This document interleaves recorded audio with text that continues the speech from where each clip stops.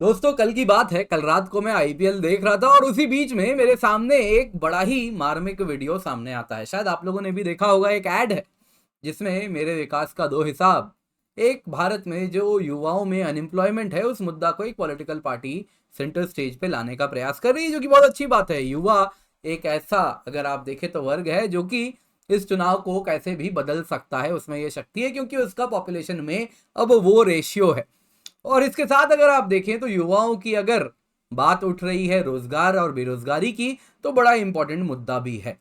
और इसके साथ दोस्तों, जब मैं ये टॉपिक देखता हूं और ये पॉलिटिकल पार्टी का ऐड देखता हूं, उसके साथ जब मैं अखबार देखता हूं, तो इसी प्रकार के मुझे न्यूज दिखने शुरू हो जाते हैं। अगर आप देखें तो वो भी विदेश में सबसे पहले आते हैं, फिर भारत में जो लेफ्ट बेस्ड मीडिया आउटलेट्स हैं उसमें ये न्यूज आते हैं, जिसमें बात उठती है कि भारत में हाई जॉबलेसनेस के पीछे क्या कारण है। दोस्तों ये कोट करते हैं रिसेंटली जो आईएलओ रिपोर्ट आया है उसको।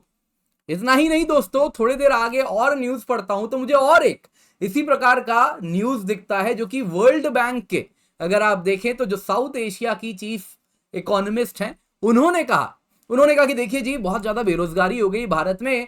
तो पूछा क्या भारत, जैसा नरेंद्र मोदी सपना देखते हैं 2047 में विकसित बनेगा, तो उन्होंने कह दिया इम्पॉसिबल, हो ही नहीं सकता। और उन्होंने तो यहां तक कह दिया कि भाई, जिनको आप देख रहे हैं इस वक्त तस्वीर में, जो कि चीफ इकोनॉमिस्ट है साउथ एशिया रीजन की वर्ल्ड बैंक के लिए, फ्रांसिस्का ऑनसोर्ज, वो कहती हैं कि देखिए, नो रिफॉर्म सिनेरियो में तो शिप हैज सेल्ड, हो ही नहीं सकता, अब इम्पॉसिबल हो गया है, सब कुछ बदल चुका है, अब कुछ नहीं हो सकता तुम्हारा।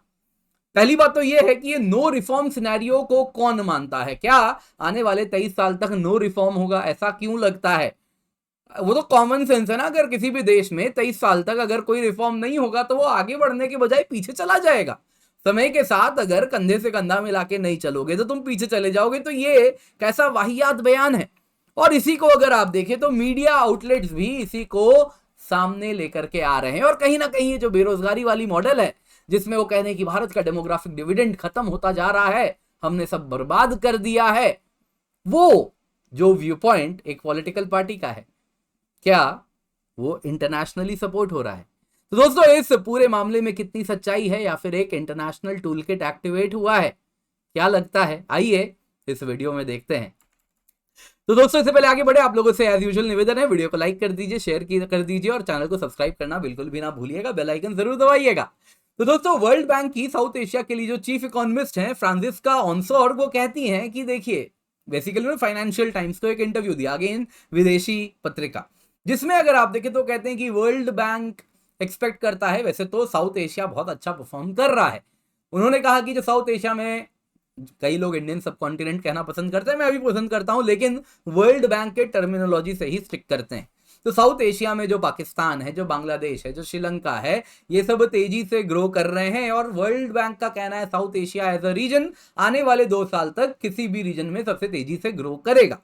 इसी में उन्होंने कहा कि भारत और उसके जो पड़ोसी हैं, ये जॉब्स नहीं बना रहे हैं, जो यंग पॉपुलेशन है उनके लिए एम्प्लॉयमेंट जनरेट नहीं हो रहा। और इसके साथ जो डेमोग्राफिक डिविडेंड के पीरियड से ये गुजर रहे हैं, वो अब रिस्क में जाता जा रहा है, भले तेजी से इकोनॉमी ग्रो हो रही हो।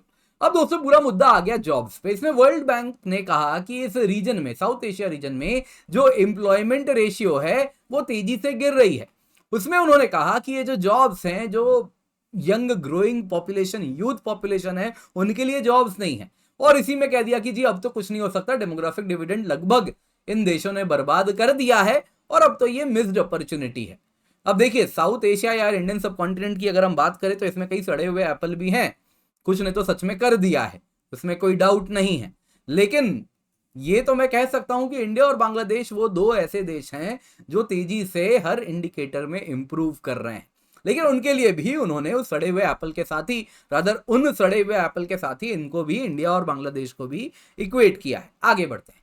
आगे बढ़ते हुए इन्होंने कहा कि देखिए, employment rate for south Asia अगर आप देखें तो पिछले साल 59% था। अब अगर आप देखें तो बाकी इमर्जिंग मार्केट्स में ये 70% है। तो ये बताता है कि ये बहुत कम है।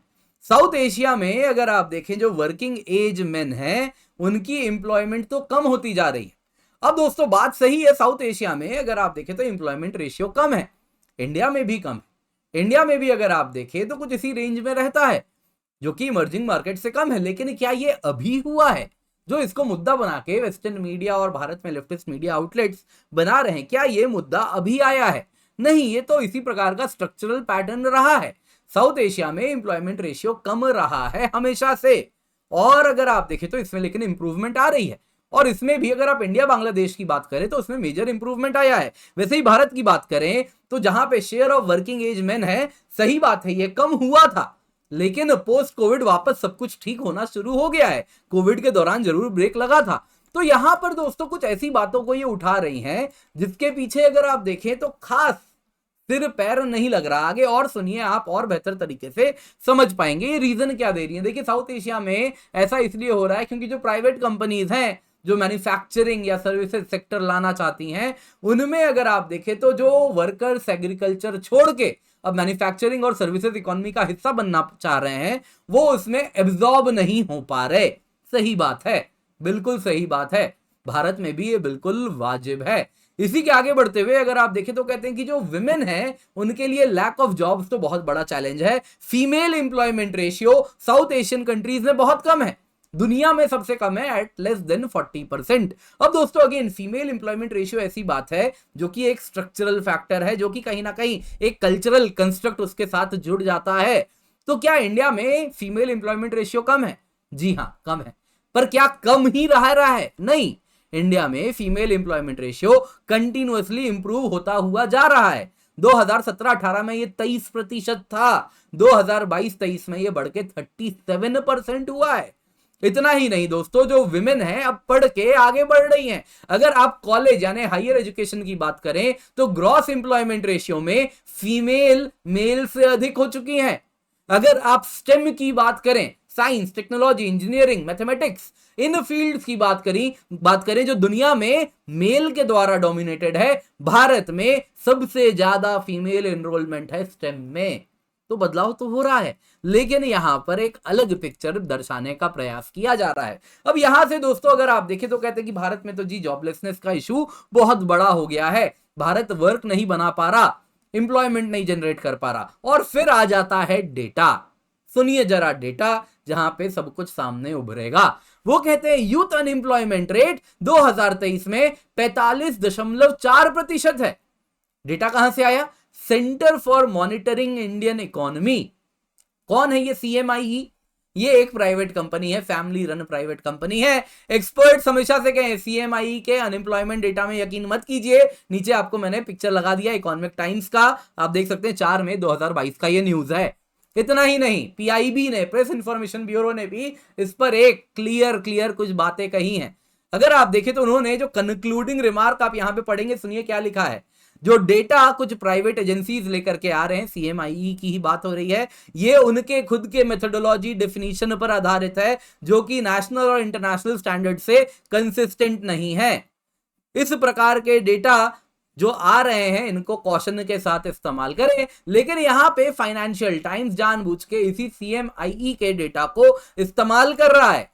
यहां पे दोस्तों क्या है भारत में यूथ अनएम्प्लॉयमेंट रेट, जरा देख लीजिए। यूथ अनएम्प्लॉयमेंट रेट अभी रिसेंट ये न्यूज आपको दिखा रहा हूं, 18 दिसंबर 2023 को पार्लियामेंट में जवाब दिया है। क्या जवाब दिया है?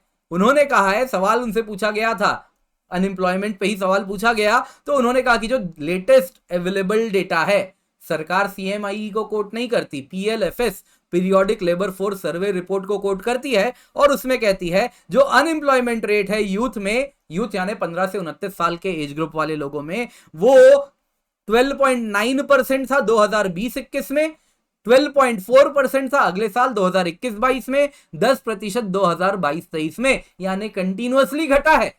फिर इस प्रकार की बातें कहां से उभर के आ रही हैं? ये क्या बताना चाह रहा है? अब दोस्तों इसके आगे अगर आप देखें तो फाइनेंशियल टाइम्स पॉलिटिक्स को घसीटना शुरू किया। उन्होंने कहा था कि प्राइम मिनिस्टर नरेंद्र मोदी के जो अपोनेंट्स हैं वो जॉबलेसनेस को एक इश्यू बना के रेज करना चाह रहे हैं। कांग्रेस पार्टी का नाम लेते हुए वो कहते हैं कि वो गवर्नमेंट को इस बात के लिए उजागर करना चाह रही है, लेकिन गवर्नमेंट तो इसे छुपा रहे हैं।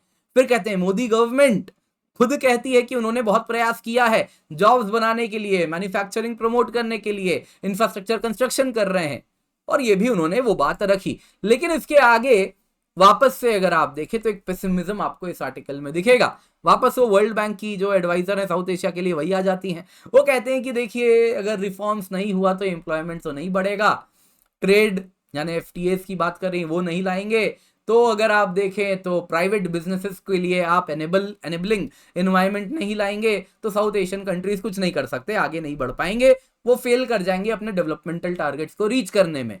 अब इसमें कौन सी रॉकेट साइंस है, सब जानते हैं हमारा जो डेवलपमेंटल टारगेट अगर इतना ऊपर है, हमें 2047 तक यदि डेवलप्ड कंट्री बनना है तो हमें काफी बड़े रिफॉर्म्स लाने हैं। ये सारी तो बहुत छोटे छोटे रिफॉर्म्स की वो बात कर रही हैं, तो इसमें कौन सी ऐसी बात कर दी जो फाइनेंशियल टाइम्स में इसको मेन सेंटर पॉइंट बना के चलाया जा रहा है? मुझे तो ऐसा कुछ नहीं लग रहा। वैसे ही आप सुनिए आगे वो क्या कहते हैं। उन्होंने इसी आर्टिकल में लिखा कि देखिए उनसे पूछा रादर वर्ल्ड बैंक के एडवाइजर को साउथ एशिया के लिए कि प्राइम मिनिस्टर मोदी ने टारगेट रखा है भारत को 2047 तक डेवलप्ड बनाएंगे, बांग्लादेश ने 2041 का टारगेट रखा है, आपको क्या लगता है? तो वापस वही पेसिमिज्म। देखिए अगर नो रिफॉर्म सिनेरियो रहा तो शिप हैज सेल्ड, जहाज आगे जा चुका है, अब कुछ नहीं हो सकता, ये देश तो बर्बाद है। लेकिन नो रिफॉर्म सिनेरियो क्यों एज्यूम कर रहे हो? 23 साल तक अगर यूएस नो रिफॉर्म करेगा तो वो भी डेवलप्ड से शायद 20 साल में 24 साल में वो भी अगर आप देखें तो मिडिल इनकम कंट्री हो जाए हायर इनकम से, क्योंकि ये जो वक्त चल रहा है, ये जो समय चल रहा है, ये एक फ्लक्स का समय चल रहा है। दुनिया एक मेजर रिवॉल्यूशन से अभी गुजर रही है और अदर आने वाले दिनों में और तेजी से गुजरेगी। तो इसमें जो कंधे से कंधा नहीं मिलाएगा, जो रिफॉर्म नहीं करेगा, वो पेरिश कर जाएगा। परफॉर्म और पेरिश का समय ये चल रहा है। तो इसमें ऐसी कौन सी इन्होंने बड़ी बात कर दी? कहीं ना कहीं अगर आप देखें नो रिफॉर्म सिनेरियो में तो शिप है सेल्ड, ये तो सबके लिए सेल्ड है। तो इंडिया को आप क्यों ऐसे कॉर्नर कर रहे हैं? आप साउथ एशिया को आप क्यों कॉर्नर कर रहे हैं? अगला दोस्तों, मुझे मालूम था अगर मैं ये वीडियो बनाऊंगा तो बहुत लोग मुझे कहेंगे आईएलओ रिपोर्ट के बारे में क्या। देखिए आईएलओ रिपोर्ट में सबसे पहले जो डेटा कोट किया गया है वो डेटा कहां से आ रहा है, उसकी क्या सैंक्टिटी है, उस पर मैं नहीं जानता। लेकिन आगे चलिए मान लेते हैं डेटा कुछ मिनट के लिए कुछ सही की ओर होगा, तो भी अगर आप देखें तो वो कहता क्या है कि इंडिया के यूथ आज अनएम्प्लॉयड वर्कफोर्स में 83% है। इसके आगे बढ़ के जो सबसे स्टार्टलिंग बातें डेटा की, जो पॉलिटिकल मुद्दा भी बन रहा है, वो यही है। जो यंग पीपल है, जो यंग पॉपुलेशन है, जिनके पास सेकेंडरी एजुकेशन है यानी 10वीं तक पढ़े हैं, या हायर एजुकेशन है यानी कॉलेज वगैरह किए हैं, तो वो अनएम्प्लॉयड इंडियन में उनका आज जो हिस्सेदारी है वो 65% है। 22 साल पहले यानी सन 2000 साल 2000 में ये 35% थी। अब इसका क्या माजरा है? देखिए दोस्तों, मैं कभी नहीं कह रहा कि इंडिया डेवलप्ड कंट्री हो चुका है। मैं नहीं कहूंगा कि भारत में सबको नौकरी भी मिल गई है, ये बात तो हम सब जानते हैं, अभी तो लंबा सफर है, डेवलप करना है। लेकिन ये डेटा भी अगर आप देखें तो आपको एक बात जाननी होगी, पिछले 22 साल में अगर आप कंपेयर कर रहे हैं तो भारत में एक मेजर डेमोग्राफिक चेंज आया है। पिछले 22 साल में आप देखिए, अगर आप देखें तो 2000 से 2022 तक आते आते ये ग्राफ में जो ये ब्लू है ये कितना ज्यादा बढ़ा है, कितना ज्यादा बढ़ा है आप देख सकते हैं। ये बताता है जो 21 से 64 वाला पॉपुलेशन है वो कितना ज्यादा बढ़ा है। इस बीच में अगर आप देखें तो इंडिया की जो यूथ पॉपुलेशन है एक मेजर यूथ बल्ज आया है। 2000 में जो यूथ पॉपुलेशन थी वर्सेस आज जो यूथ पॉपुलेशन है उसमें जमीन आसमान का अंतर है। तो जो एक्टिव वर्कफोर्स में पार्टिसिपेशन हो रहा है वो यूथ का बहुत ज्यादा अगर आप देखें तो शेयर बढ़ गया है। आज के वर्किंग एज पॉपुलेशन में यूथ वाला जो स्पेक्ट्रम है वो बहुत भारी है, जो 22 साल पहले ऐसा नहीं था। तो जाहिर सी बात है अनएम्प्लॉयमेंट में भी उनका रेट बढ़ेगा ही। और दूसरी बात, आप क्यों छोड़ रहे हैं, यूथ में अनएम्प्लॉयमेंट ज्यादा होता है कंपेयर टू बाकी स्पेक्ट्रम।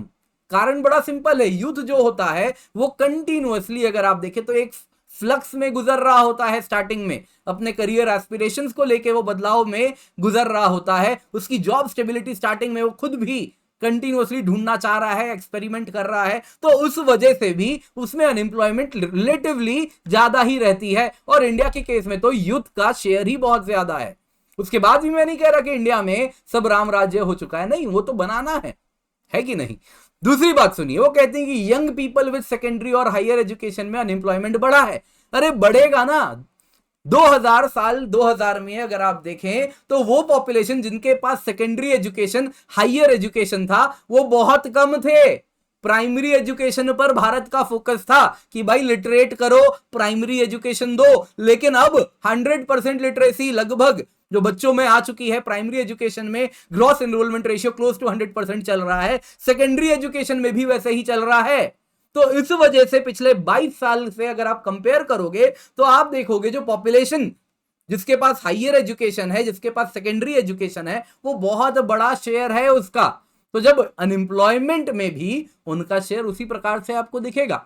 बाकी हां, मैं यकीन करता हूं कि हां अनएम्प्लॉयमेंट है, इसमें बदलाव लाने की जरूरत है, लेकिन वो लाने के लिए आपको मैन्युफैक्चरिंग इकोनॉमी बनानी होगी, सर्विसेज इकोनॉमी लानी होगी, और वो तो करना ही पड़ेगा। ये नंबर्स के ऊपर हाँ जाहिर सी बात है ये सामने आएगा तो लोग काफी कुछ इस पर कहेंगे, लेकिन नंबर्स तो यहीं तक सीमित रहने वाले हैं। इसके बाद क्या कर रहे हैं वो भी तो देखना होगा।